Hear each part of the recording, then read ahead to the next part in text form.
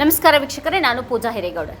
ಇಸ್ರೇಲ್ಗೆ ಅತಿ ನಿಕಟವಾಗ್ತಾ ಇರುವಾಗ ಇರಾನ್ ಜೊತೆಗಿನ ಶತಮಾನಗಳಷ್ಟು ಹಳೆಯ ಬಾಂಧವ್ಯವನ್ನು ಭಾರತ ಯಾಕೆ ಮರಿತಾ ಇದೆ? 1994ರಲ್ಲಿ ಬಿಕ್ಕಟ್ಟಿನ ಸಮಯದಲ್ಲಿಯೂ ಕೂಡ ಇರಾನ್ ಭಾರತದ ಬೆಂಬಲಕ್ಕೆ ನಿಂತಿತ್ತು ಅನ್ನೋದಕ್ಕೆ ಇವತ್ತು ಯಾವುದೇ ಅರ್ಥ ಇಲ್ಲದಾಗಿದೆಯಾ? ಮೋದಿ ಸರ್ಕಾರದ ವಿದೇಶಾಂಗ ನೀತಿಯಲ್ಲಿ ಈಗ ಅಮೆರಿಕ ಮತ್ತು ಇಸ್ರೇಲ್ನ ಅಜೆಂಡಾಗಳೇ ಕೆಲಸ ಮಾಡ್ತಾ ಇದೆಯಾ? ಗಾಜಾ ಹತ್ಯಾಕಾಂಡದ ಬಗ್ಗೆ ಭಾರತದ ಈ ಭಯಂಕರ ಮೌನ ಅದರ ನೈತಿಕ ನಾಯಕತ್ವದ ಕುಸಿತದ ಸೂಚನೆನಾ?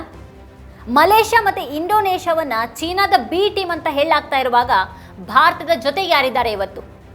ವಸುಧೈವ ಕುಟುಂಬಕಂ ಅಂತ ಹೇಳೋದು ಯಾವುದೇ ರಾಜತಾಂತ್ರಿಕ ಮಹತ್ವವಿಲ್ಲದ ಮತ್ತೊಂದು ಘೋಷಣೆ ಮಾತ್ರವಾಗಿ ಉಳ್ಕೊಂಡಿದೆಯಾ?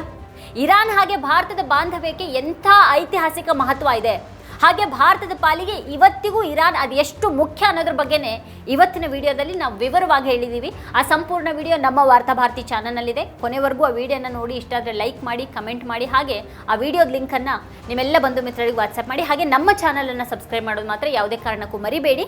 Thank you.